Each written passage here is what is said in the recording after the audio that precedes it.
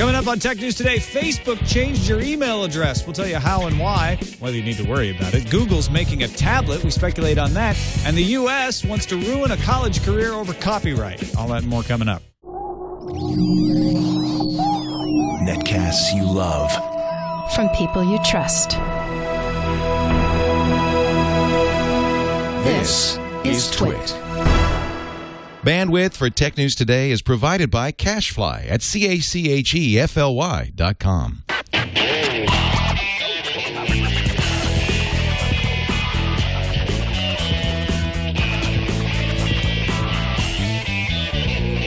This is Tech News Today for Monday, June 25th, 2012. Tech News Today is brought to you by GoToAssist by Citrix. Take control of your IT world from one simple cloud-based platform. Provide live or unattended support to all your users from anywhere. Sign up for your 30-day free trial today. Visit GoToAssist.com and use promo code TNT. And by Pond5, the world's stock media marketplace. If you're a media maker who needs stock video clips, photos, illustrations, music tracks, or sound effects, check out Pond5 for instant downloads at the best prices anywhere. Check out Pond5 at pond5.com. And for 25% off this month, use code TWIT25. Welcome to Tech News Today. I'm Tom Merritt. I'm Iyaz Akhtar. And I'm Jason Howell. Sarah Lane is out on vacation for the next 2 weeks. When we come back, the show will be an entirely new place. It'll be 10 a.m. Pacific. She'll be late for work because we haven't. No, we did tell her. We haven't told her. No. But it also means when we move to the new time for live that Nate Lanxon won't have to stay up so darn late to join us. But thank you for staying up, Nate.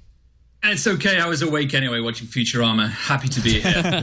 Nate, of course, editor of Wired.co.uk, editor-in-chief. Editor-in-chief? Is that right? Editor. Just keep it short and simple. Best ever editor of Wired.co. Greatest editor of all time. Anyway. My predecessor may have something to say on that, but you do a good job. No, he does a great job at the UK version of the Wired website, so check it out. And Nate, we've got some cool stories to discuss with you today, but first, the top 10 stories of the day in the news fuse. The rumors this time were true. Microsoft announced it has agreed to acquire enterprise social networking company Yammer for $1.2 billion, or as Iyaz did the math, that's 1.2 Instagrams. Well, that's hard work. Yammer will be folded into the Microsoft Office division. All Things D reports Microsoft intends to allow Yammer to continue to develop on its current track, with Microsoft helping convince companies to use Yammer.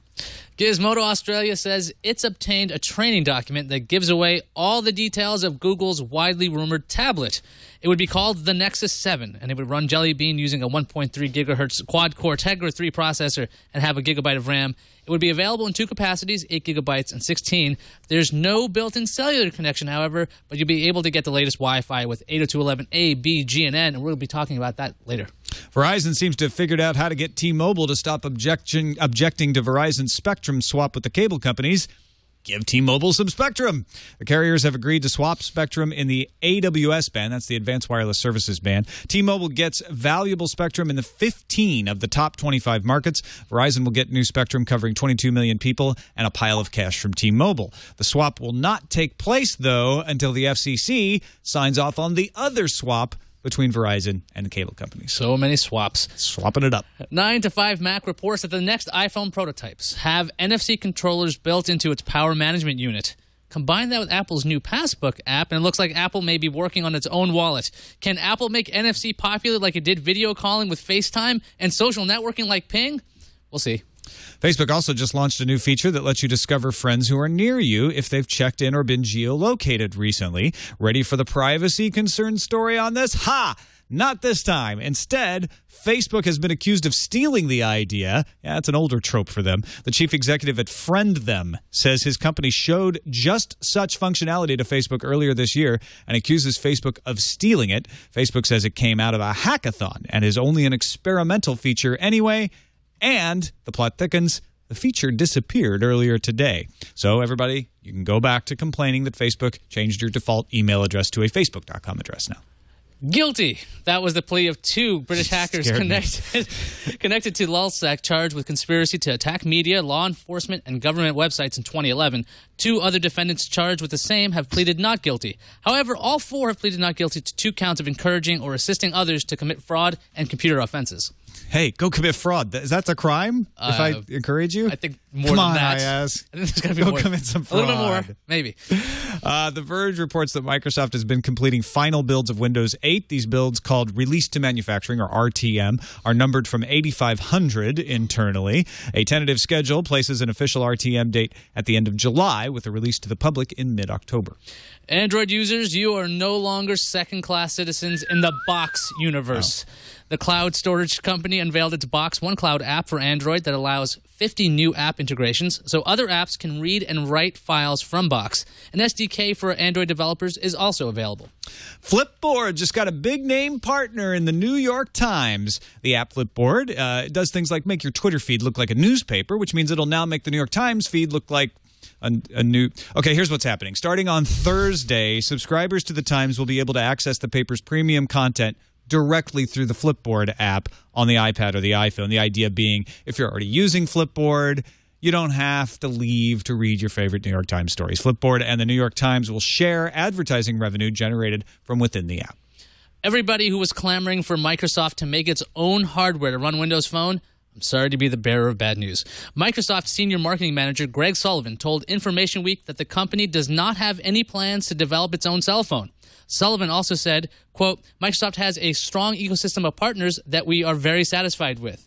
Wait a second. Didn't Steve Ballmer say the company was gratified with its OEM partners in the Surface presentation? Yeah, he did. Yeah. No plans. No point. But then a maybe. Maybe right now. All right, we're going to dig deeper into some stories in a second, but want to thank our sponsor, GoToAssist. If you work in the IT world, you know how complicated it can be to keep all systems up and running while keeping your users supported. Often the tools you're using are just as difficult as the problem you're trying to solve. It's no way to live. Stop it. Try GoToAssist by Citrix. You can take control of your IT world from one simple cloud-based platform. GoToAssist world-class remote support module lets you provide live or unattended support to all your users. The users don't even have to be there, and you can fix anything. Sometimes that's the most way. From anywhere in the way. You don't have to even go to the site. And with GoToAssist monitoring, which is part of GoToAssist now, you get customizable dashboards displaying performance of all the network servers and desktops, and that not only helps you keep track of what's going on, but can allow you to do proactive alerting that allows you to fix issues before they become a problem. You can manage huge enterprises with just a few people. GoToAssist is easy to use, sets up in just minutes, and is from Citrix, a trusted leader in IT. Sign up right now. You don't have to take our word for it. We use it. We love it. Russell uses it. Leo uses it. Sign up for the special 30-day free trial today. You're going to use it too. Visit GoToAssist.com, click on the Try It Free button, and use this promo code TNT. That's GoToAssist.com, promo code TNT, and we thank them for their support of Tech News Today. Into the discussion arena. The discussion coliseum. The discussion area. We're still trying out Discussion area names. sounds good. Yeah. Sounds like You a that? cafeteria. Discussion area. I'll have a helping of the Nexus rumors, please. I got one so for you. please, serve it up. Sure, here we go. I just need my Chef hair nuts. My hair nuts. Akhtar. There we go. Okay, let's talk about the Nexus 7. I was going to give you a chef title, not Chef? old lady. I wanted to in be there. an old lunch lady. Yeah, it was lunch one of lady. my dreams when I was growing up. I like the Nexus 7. Anyway, so Gizmodo Australia had some. We talked about some news views, some renders of the Nexus 7. That's the name of this device. You can see it's got some pixelated awesomeness that must mean Jelly Bean. We're talking about a $200 price point for the 8 gigabyte, $250 for the 16 gigabyte. Would have NFC IPS display, 1280 by 800 resolution, which kicks the heck out of the Kindle Fire's resolution of 1024 by 600. Front-facing camera, no rear-facing camera. 9 hours of battery life. Nate, do these specs sound like the tablet that Google needs to put out there so people are like, Android tablets? Yeah, the Nexus 7 is the way to go. Well, it's a bit different. It's 7 inches, but I mean, some of these are the specs. I mean, 1.3 gigahertz quad core Tegra 3, GeForce GPU, obviously 1 gig of RAM. It's pretty well spec'd, and for a 7-inch machine, that's pretty good. We need to not call it a phablet. Is that okay? Oh, Yes, please. please. Don't. Yes. Thank you for Phablet, putting that to like- rest. Think of the kittens, please, honestly. But it does look amazing. Yeah, I'm pretty excited. I'm not an Android guy. I'm far too glued to the Apples, I'm afraid. But this does look pretty hot. Jelly Bean as well. Jason, you're an Yeah. Android guy. Yeah, I'm excited for this. I think You sound really excited for it, Jason. this is great. No, I think it's going to be a good move for Google. I'm really interested in going to I/O this year specifically for this, among the many other things. We don't really know a whole lot about Jelly Bean that's supposedly going to be involved inside this hardware. There's a lot of people that I've seen online since these renders have come up and more information that are complaining about the fact that, the storage options are a little bit low. 8 gigs isn't a huge amount for a tablet necessarily, and if that's the $200 price point, some people are kind of upset that there isn't a removable like SD card slot so that you can add more storage to it. But I mean, and there's also not the rear-facing camera, but they did what they needed to do to get a very appealing price point. Obviously, it's the same one as the Kindle Fire. They did nothing yet. This is just a rumor. Absolutely. Let's be clear. Yeah, absolutely. Yes. Okay. If this is to be believed, then they've done some really good things. It goes up against the Kindle Fire, which would be, if this is true, priced at the same. But I think if you take a Google Nexus anything and put it up against, this is just my opinion, up against an Amazon anything, their ecosystem versus the Google ecosystem, if it's plain vanilla tablet and offers you the first glimpse into Jelly Bean, I think this will be a hit among Android users, absolutely. Jason, do you think the lack of cellular, at least the rumor is there's no cellular connection on this? I mean, that's definitely going to keep the price point down. It definitely lets the device be thinner. Do you think that's something is that something 7-inch tablet users want? I mean, this is a medium-sized device. It doesn't seem that portable, but it definitely seems like it's a lot cheaper, a lot less carrier issues. I almost feel if you're buying a tablet for $200, you're possibly a little bit more price conscious. You're doing it because you don't necessarily want to. You're doing it wrong. No, not necessarily, Tom. You're probably a bit more price conscious, and that's why maybe you're buying that versus a $500 tablet that also you have to pay a monthly fee on. Personally, I don't miss it, but I've never had a tablet really that I could call my own that has that data connection, nor do I really find myself in places where I need to use a tablet out on the go that I don't have a Wi-Fi connection to anyways. I feel like it's a nicety. Yeah, it's a nice option. I have an iPad with just Wi-Fi. I don't have 3G, so I'm one of the guys who feels like it's not the end of the world for them not to offer one with a data plan. But there are some times that I wish I did have the data plan, because even though I have a MiFi from Verizon and it works most of the time, it's always a little bit of an extra hassle to pull it out, turn it on, connect. Sometimes it doesn't quite connect right for whatever reason, and it would be nicer to just have it within. What's that? Can you tether on your phone? Because I don't use the 3G on my iPad. I just I tether it to my iPhone in my pocket, and it's just you just click connect, and then you're sort of using the same data. It costs $100,000 a month to tether a phone from AT&T. Yes, I don't know which dollars you're talking about. I may be wrong on the exact amount. Pretty close. So, though, this 7-inch thing, though, I've not seen a 7-inch tablet that I've actually wanted, because it looks too much to me like a big phone rather than a small tablet. I mean, I can't apart from it's the Nook, isn't it? The Barnes & Noble, right? We don't have it here, but it's the Nook. Like that was a really good product because it was kind of pitched as sort of an e-reader rather than a tablet, right? So this to me seems like it needs to compete with that rather than competing with the iPad. And does that mean people are going to want to buy them both? I don't know if it necessarily does compete with the iPad at this price point with a little bit, pared down specs. Obviously, it does a lot of the similar things, but I think if you're willing to spend, or might not, let's not lose sight of the fact that this is just a rumor. We're not talking about an actual release yet. All right. Okay. All right. I will remember that. We'll remember that next week when I mess up next time and say that this is true. But I think that ultimately, if you're willing to spend $500 to $600 on a tablet, you're kind of looking for something a little bit different, and that's what the iPad offers. That's what the Galaxy Tab 10.1 offers. It's a different kind of approach. This is obviously, it would be a pared down version of that, and I think they just kind of appeal to different users. It sounds like you think this is perfectly credible, though. That it would not surprise you at all if this all turned out to be true. I believe this to be true, yes. Yeah. Absolutely. If and when this fictitious product comes out, I'm going to get one. I think that's why this would be almost a no-brainer, because what I kind of read and hear from people about this tablet, if it does exist, is that the price point. Asus is an excellent hardware maker. They've proven themselves with Android tablets in the past. It's just there's a lot of things coming together here that make it kind of a no-brainer and almost inexpensive enough to just not think twice about it necessarily. Yeah. All right, let's move on to Facebook changing your email address for you. That's right. I think this news surfaced last week. We got some emails about it. There were blog posts. Everybody's freaking out about it today, though. When you go to your Facebook page, on the right side, contact information, it says your vanity URL at facebook.com. And if you haven't set that up, when Facebook set that up, you will have some kind of number code. So everybody's opting in. Like the old CompuServe days. Like the old days, if you wanted to. Unless you made your vanity URL a number code. I guess you could have done that too. Everybody's opted in. You can switch it out, by the way. If you really hate this and you don't want people contacting you via your Facebook email, you can go into your settings and change that. You can remove it from your timeline. You can remove all email contact information from your timeline. Nate, you said this is not on your account. Is that true? No, I checked before I came on the show. It's not. It's my Gmail is my default. It hasn't changed for me. So I wonder if it's one of these things where Facebook rolls it out. They seem to do this. They seem to really like the soft rollout. I don't know how many times you go on Facebook. Everyone probably listening has probably noticed this at least once. You go onto Facebook and something really small but noticeable has just changed. It's just in a little different place or something like that. And it tends to be gradual and they just roll it out. And I think sometimes they like to soft launch things and test things in certain regions first. I think that could be what this is. It makes sense. What do you think is in Facebook's head when they change everybody's email address to facebook.com? That meaning that the messages now are going to go to your Facebook inbox instead of your actual email inbox, unless you set up some sort of forwarding, or they'll come as Facebook notifications. And then you're not.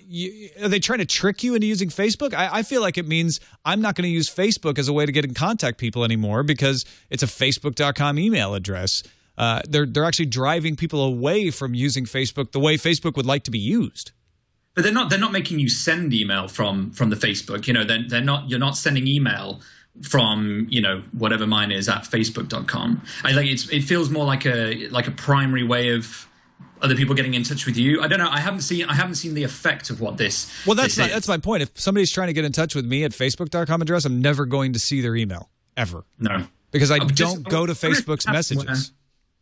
For so long, nothing on my. I sort of missed out on a lot of events because I had no email notifications or anything set up, and I rarely sort of go on Facebook to sort of click different things and check around. I sort of rely on the little notifications bar thing, and so I wonder whether I've lost my train of thought here, but it was something along the lines of you can get email notifications to your Gmail if something happens on Facebook. So will you not just get a Gmail notification if you get a Facebook email? Oh yeah, that's much more convenient than an actual email directly to me. Well, I have this set up. I mean, I've had, I think, one of my notifications on by default for a long time. So when somebody sends me a Facebook message, I receive the body of the email in my Gmail, and I can reply right from there. So you might have that one layer of weirdness. But I'm surprised. No, I guess this is strange. I haven't seen a lot of articles, people patting Facebook on the back for saying, "Hey, look, we're actually protecting your email address. Your real email address is no longer up front. It's this Facebook one that they gave you that you don't even have to bother to check. Now, sure, you can turn it off and on and send it to every which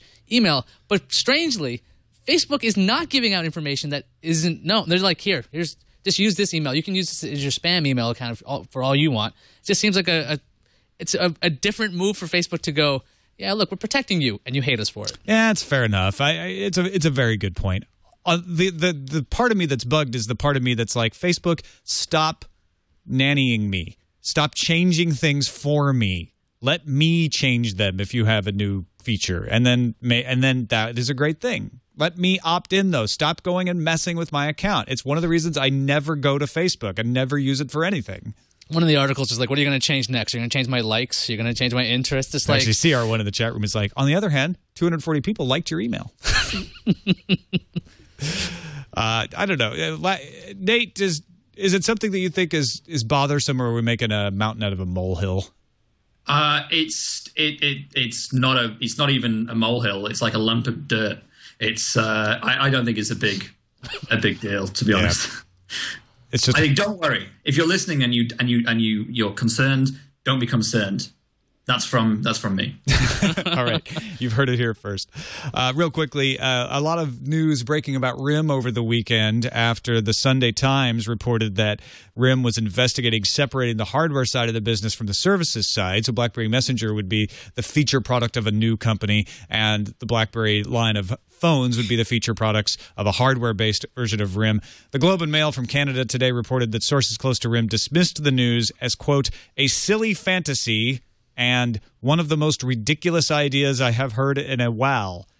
Okay, so fair enough. RIM's not considering this. This rumor pops up its ugly head every so often because everybody thinks it should happen. Morgan Stanley decided to announce today they think RIM's fiscal year 2014 revenues are going to fall to $7 billion, much shorter than what Wall Street currently forecasts them to be at $12 billion. Ehud Gelblum at Morgan Stanley downgraded RIM to underweight, which means that the company is expected not to hold its book value in the next quarter. They cite the delay of BlackBerry 10, the expected sluggish smartphone sales in advance of a new iPhone coming in the fall. They think RIM is just going to continue to get crushed for 9 months to a year. And they go so far as to predict that RIM will need to cut 90% of its 16,500 employees down to 2,000 workers to be able to continue to make money and not turn into a bankruptcy. They say RIM ending up being a niche device maker focused on high security markets. And they say one of the best things RIM could do would be to slice up its business into multiple parts and either find new partners or sell off part of the business. Why is it that we have this Groundhog Day going on with RIM where there's a rumor comes up or an analyst says they need to do this and RIM says, no, absolutely not. That would be the worst thing in the world to do. Why would they constantly just throw away these ideas? Yeah. Well, maybe they've actually thought about it and nobody would buy. I mean, there was a rumor that RIM was going to sell itself to Amazon and then part of it was going to sell itself to Samsung. And I think Samsung came out and said, no, we're not doing that. I mean, the idea that it's silly fantasy could simply be, we tried it and it didn't work. So it's a fantasy of ours. Obviously, they didn't try it, but they investigated it. They might have looked into buyers. No, there would be no takers. And the other thing is, if you look at the example, I mean, this idea of splitting the company, the Groundhog mentioned, it's Palm. And I don't know why any other company would want to try to repeat what Palm did. Although Palm did come back together before it sold off. I mean, before it sold itself to HP. So to split up and maybe have a service that way. I mean, RIM right now needs to figure out something. If everyone is predicting doom and gloom, although, having a workforce of 2,000 workers might not necessarily be a bad thing. There was a piece about, I think, Vizio. They have like 450 workers, and they're a very profitable company. If they can figure out what to do to cut costs and make money and still have a business, I mean, that's the end goal. Yeah.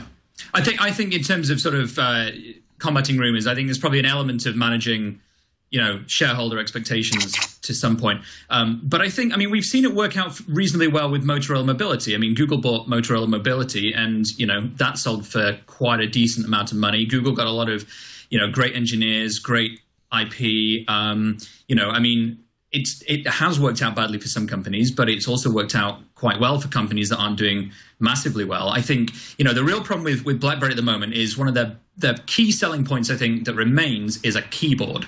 And I wonder, is their keyboards. And I wonder how exciting a keyboard is in the big picture to people in the future. I do a column in Wired in the magazine every month about apps, and it's easy to find good ones to recommend on iPhone, on Android. I get to BlackBerry, and it takes me forever to find an app worth recommending on BlackBerry, and I think that is a real problem. I know I'm sort of preaching.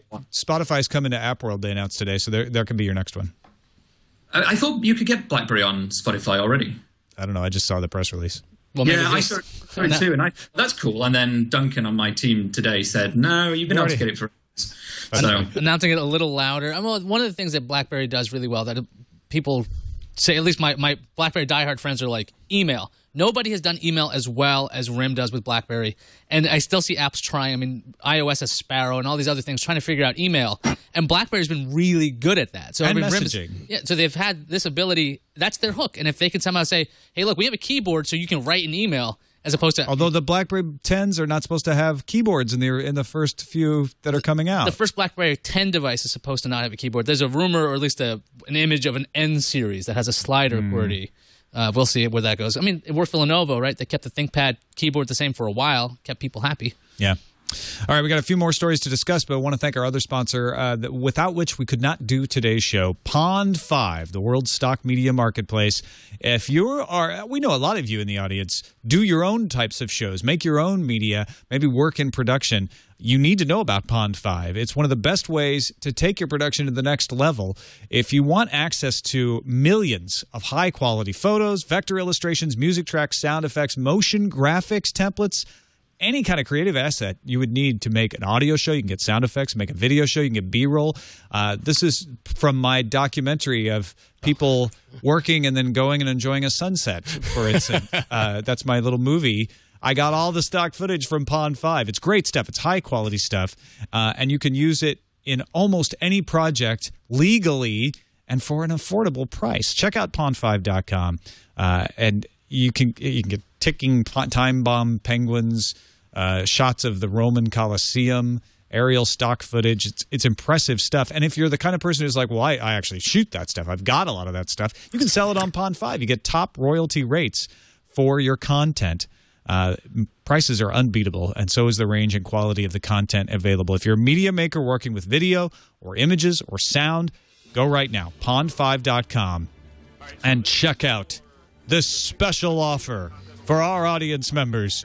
25% off your purchase this month when you use coupon code TWiT25. Why is that other person talking about I don't know where that's at. It's probably that's a tab. pond5.com and use code TWIT25. We thank Pond5 for their support of Tech News Today.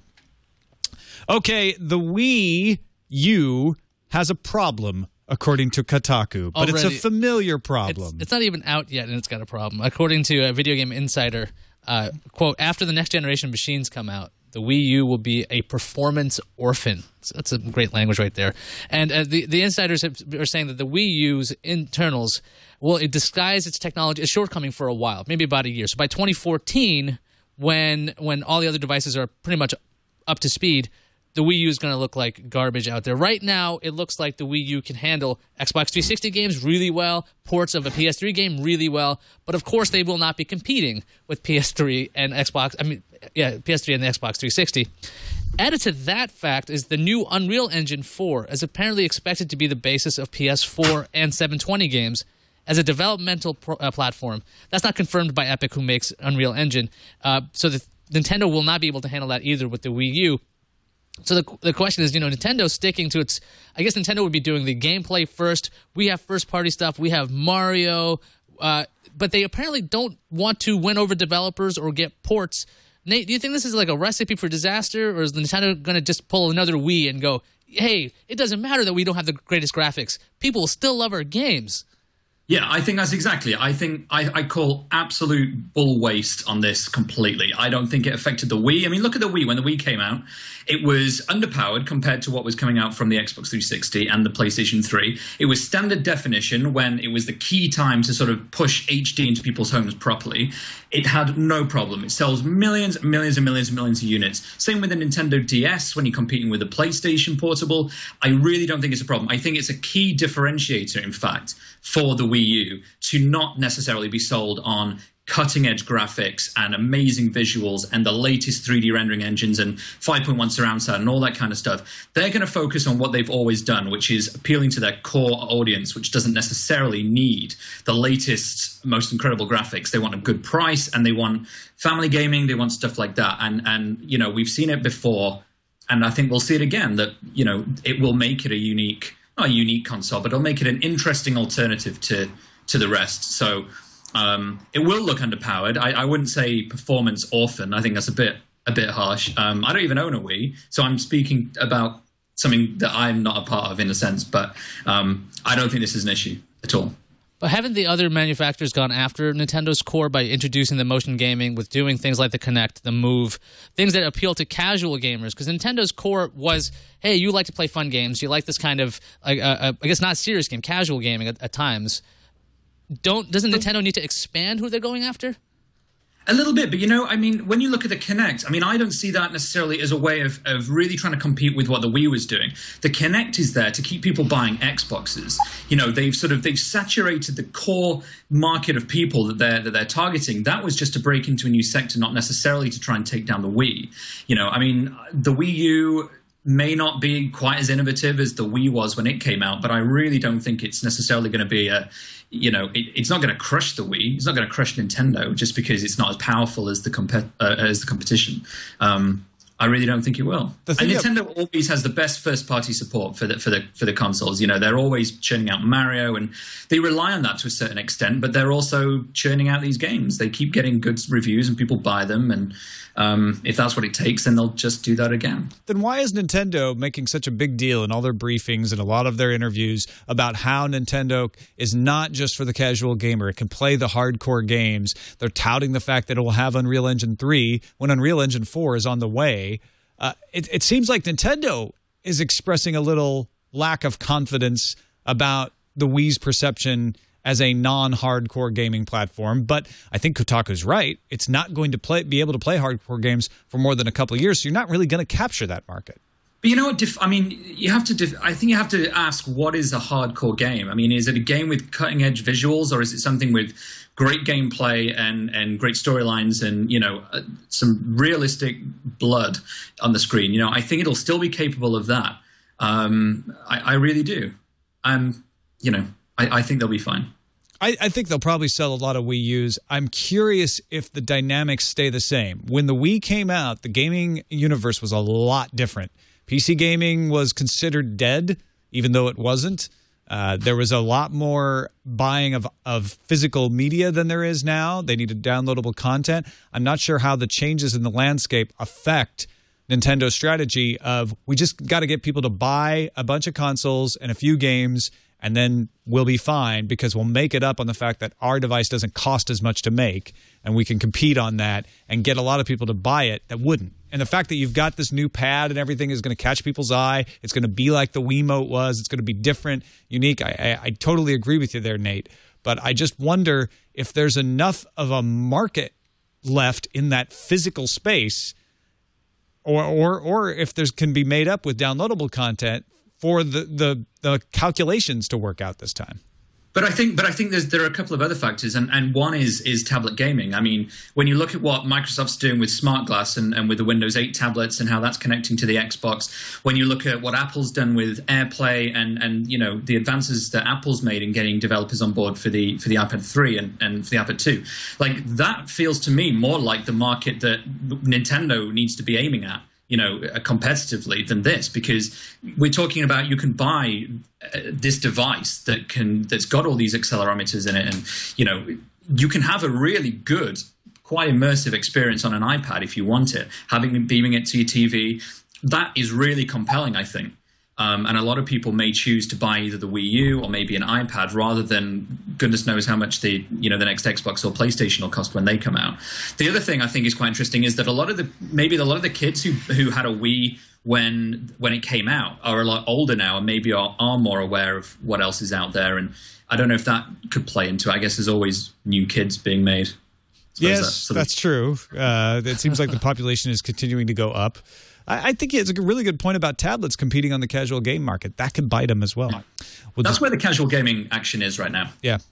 All right. Got a couple more stories to discuss. One about Richard O'Dwyer, who ran TVShack.net in the UK up until last year. It was a website like many websites that links out to other content, but the other content was mostly copyright infringing content. The links were removed at the rights holder's requests, but there's a question of whether under U.S. law the site would have been guilty of inducement. Those are the kinds of thing that took down Grokster, took down LimeWire.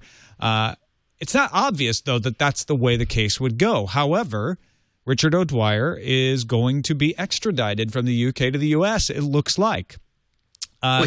They have dropped the investigation in the UK, and it doesn't look like what he was doing was illegal in the UK.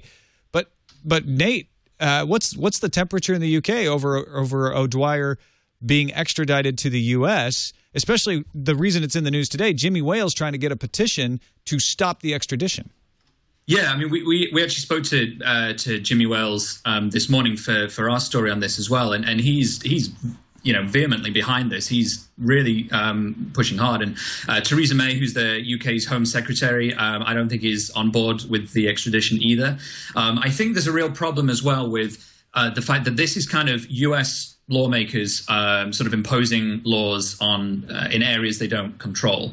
Where this could get into a little bit of sort of murky water is whether the site itself was being hosted or at least mirrored in the US, because I think that under UK law he may be fine, but I think if servers or people were accessing it on servers that were hosted on US soil, then there could be problems. I mean, we've seen cases in the past where, say, the Internet Watch Foundation in Britain has not been able to act on stuff that happens in the US, and we've certainly seen cases where the US has tried to prosecute people in the UK and it's failed because the laws aren't applicable here.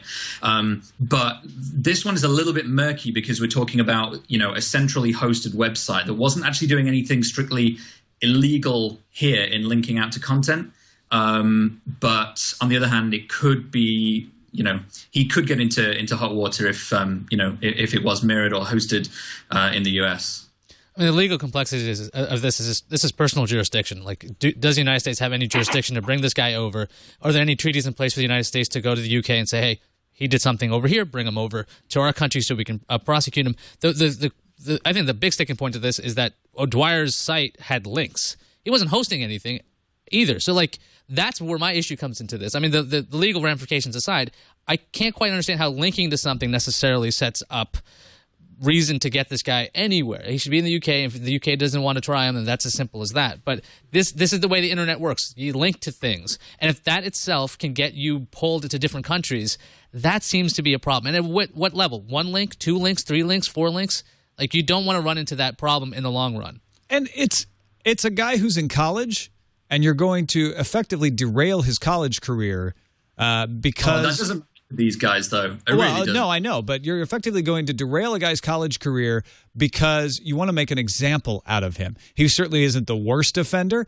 It's not entirely clear whether he would, in fact, be found guilty, at which point you've derailed his college career and dragged him over to the United States, made him move from the UK to the United States simply to be declared innocent. He is innocent until proven guilty.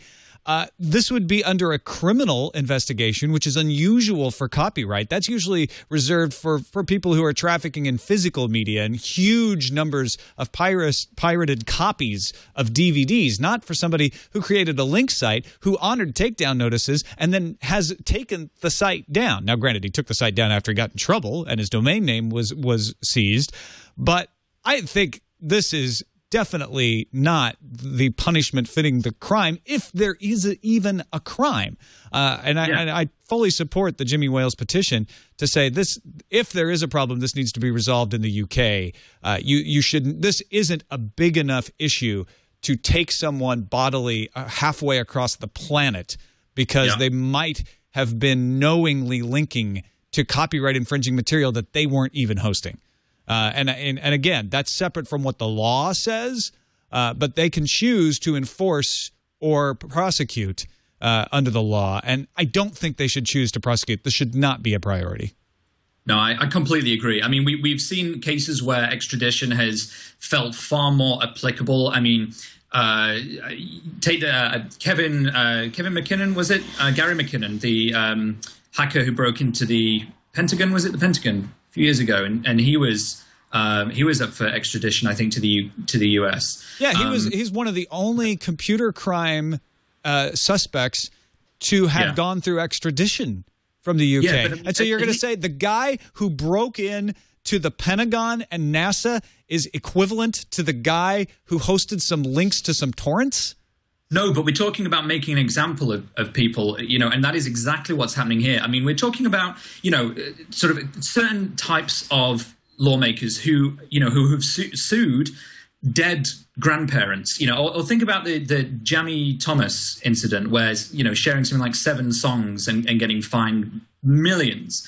They do this to make an example, and they don't always get away with it, but a lot of them have too much money to waste, and if it succeeds and they get to make an example, then it helps their cause in future. But I sincerely hope that this does not go anywhere. I think it's the wrong way to be tackling this problem. If we're not having international distribution of media where TV shows at least air in all the countries or are available in all countries at the same point, then we shouldn't be having laws that try and impose legal control over those same territories, if you know what I mean. I mean, some of these intellectual property treaties and laws are based on physical goods, like you were saying, Tom, but like some of it has to be with drugs. I mean, some people make counterfeit drugs of patented things that can actually cause a health risk for people in countries. This is the kind of thing where you want to extradite somebody over and say, hey, you're trying to kill us over here. This is not necessarily the same thing. You put a bunch of links up. Okay, you don't necessarily need to uproot somebody. But I mean, if laws aren't written strict enough, if they're not written narrow enough, this is the kind of stuff that can happen. On the other side of the FUD coin, we have the rumors spreading that the UN wants to take over the internet. So I wanted to talk a little bit about what's really going on and what we actually should be concerned about here. The UN is not going to take over the internet. They're not really even trying to take over the internet. But what is happening is that the United Nations is considering amending the international telecommunications regulations, which are frankly sorely out of date. They probably need amending because the internet isn't even mentioned. They talk about telexing and things like that. The World Conference on Telecommunications will be held in December in Dubai, and that's where this all goes down. Last month, a document with proposed amendments was released. They haven't been very eager to be transparent about what they are proposing and what will be discussed, and that's causing a lot of the fury over what might happen here. But the things that have been released are proposals from states like Russia, proposing limits on internet access when it threatens state sovereignty or raising the specter of national security or public safety, et cetera, et cetera. Now, mind you, these are just proposals from countries, but when a proposal comes from a country like Russia or Iran or China, it's going to be in a lot different terms than if it comes from the United States or Japan or Belgium, for that matter. The Deputy Assistant Secretary of the State and U.S. Coordinator for International Communications and Information Policy, who probably needs a shorter title, Philip Verveer, told the AP, quote, "It is important that when we have values, as we do in the area of free speech and the free flow of information, that we do everything we can to articulate and sustain those values." In other words, he's not going to allow any of those types of proposals that shut down or censor the internet to go through. In fact, it sounds like the U.S. is taking a harder line against the UN's control over here than the Congress is taking against their own control with some of the amendments that have been proposed here. And from the UN, Hamadoun Touré, Secretary General of the UN agency that oversees the treaty, told the AP that all proposals must be agreed upon by all member states or they would not be included in the final document. So if the U.S. objects, or if any one country objects, they're not going to be included in the final document. The final document isn't law. It's not international law. It's guidance. So it doesn't have the force of law in the end anyway. When they meet in Dubai in December, Nate, do you have an opinion about what should go down, what does need to be discussed? This is a discussion that needs to be had. We shouldn't fear it. Yeah. I mean, I think that any sort of bill or international law that is still in force but older than Google probably needs alterations. I'm not an expert on this sort of field, to be perfectly honest, but I think that revisions are needed. I'm slightly concerned that a lot of the initial discussions for this have been taking place sort of behind closed doors, which reminds me very fondly of Akhtar. So I'm naturally slightly nervous. But, hopefully it won't end in quite the cluster mess that Akhtar is. I can see why people would freak out why Russia is involved in this. They're part of the Security Council. They're permanent there, and they have a lot of weight. But, I mean, when it comes down to it, the UN, I'm sorry to say this, is toothless. Absolutely toothless. When the United States signs a treaty with the UN or has anything like that, there needs to be a legislation to make it active. It's just such a I don't want to say this. It's like smoke and mirrors with the UN. It's like it's great and it's supposed to do something really great for the world, and we're not supposed to have wars and we're going to solve everything by talking in a big circular room. That doesn't happen. And if somebody thinks that a suggestion by Russia is going to tell the UN to tell the world to not do something, that's just, especially the United States, that's not going to happen. I think it is important to pay attention to this. Definitely. And make sure that the UN doesn't start us down a slippery slope by issuing international telecommunications regulations that could cause problems because of treaty agreements, et cetera, et cetera. But the fears may be overblown. Nate, what were you going to say? I think we should crowdsource it. Yeah. We should crowdsource this. Iceland did that with their constitution. Some people who, perhaps know more than these people, when it comes to the internet, let them have their say. I mean, we've seen laws, crowdsourced in the past. In Sweden, I think, or somewhere in Scandinavia, they crowdsourced. Iceland or Poland, I think, possibly. Iceland, yeah. Iceland, they crowdsourced, laws that concern this sort of stuff. It'd be a very interesting experiment to crowdsource a global, telecommunications act. But it could help. I think if you have people involved in these discussions who really do know how these things work, and I invariably think that developers know better than lawyers how internet works. Obviously, when the U.S. can go and try to get someone extradited for linking to things or shut down a Spanish domain that's operating perfectly legally under Spanish law, there does need to be some international cooperation on what is okay and what isn't. But that doesn't mean that we should just, throw up our hands in fear and run away, or let the UN just decide it. I like where you're going, Nate, which is like we need people who understand this issue to weigh in first. I think it's an idea. I think mine is, to be honest, an idealistic view. I don't think it's realistically actually going to happen. But I think if we could get the UN, United Nations countries involved to separately have votes or have local polls or local things, to try and less broadly crowdsource the right way to push ahead with this. It could be really interesting. And, we are living in a global economy where having one country sue another, even though they're, not actually doing anything illegal in their country. Like, we live in a world where countries need to be, I don't want to say joining hands, is a bit 1960s, but you know what I mean? We need to sort of be joining routers and joining IM clients in coming up with a better way of dealing with this. Negotiating handshake protocols. Exactly. I mean, Nate, you're suggesting effectively like the Wikipedia of laws. So like we would have, it worked. Strangely enough, that worked. Like people would write anything and then there'd be editors and there'd be people who knew more than others and trusted sources. But see, the difference that's what we need. The difference is if I don't like the law, I can't go in and change it. But then you'll be kicked for abusing it. Yeah, but they'll look at the revision history and realize, he changed the speed law because he had been speeding. It was changed after he got caught. Let's just keep our laws. 1988 wasn't that long ago. I mean, it's probably fine. I'm sure it's fine. We can just interpret telex to mean internet. Let's move on to the randomizer. Randomizer. Extreme Tech, among several outlets reporting on a new infinite capacity wireless vortex beam. That's what it's called. That can carry 2.5 terabits per second data. This is crazy stuff. They twist light. They take advantage of the angular momentum to cram more data into a single stream by twisting several pieces of light around itself. Now, anybody who knows anything about optics or physics knows that that's not exactly what's going on, but it's kind of what's going on. Alan Wilner and fellow researchers from the University of Southern California, NASA's Jet Propulsion Laboratory, and Tel Aviv University twisted together 8 300 gigabit per second visible light data streams using orbital angular momentum, which is different than the normal angular momentum that is manipulated. Each of the 8 beams has a different level of orbital angular momentum, and the beams are bundled into 2 groups of 4, which are passed through different polarization filters. One bundle of 4 is transmitted as a thin stream like a screw thread, while the other 4 are transmitted around the outside, like a sheath. The beam is then transmitted over open space. They've only been able to do it a meter, so it needs some work. And then untwisted and processed by the receiving end, resulting in 2.5 terabits per second of data being sent. Ooh, that's a lot of piracy. Reminds me a little bit of sort of the excitement with holographic storage, which, sort of pokes its head up every now and again, and everyone sort of goes, wow, that's amazing. And then nothing ever happens with it. It's pretty cool, though. 300 gigabytes per second. That's a lot of laws that can get broken. What did they say? It's equivalent to 320 gigabytes. 7 full Blu-ray movies per second. Oh. I'm sorry, I can't get excited about this.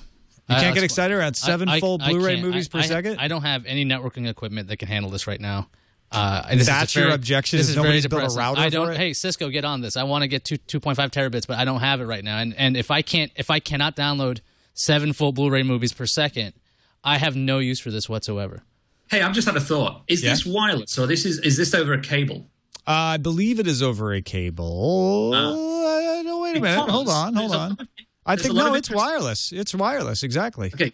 This changes the game a little bit because there's a lot of interesting discussion going on at MIT and with Vint Cerf specifically on interplanetary networks. The idea of putting basically network nodes on spacecraft as they go up, nodes onto things like Viking and stuff like that when they're flying out. So they gradually form this interstellar mesh network. Now you need an awful lot of focusing power, but you also need quite a lot of bandwidth.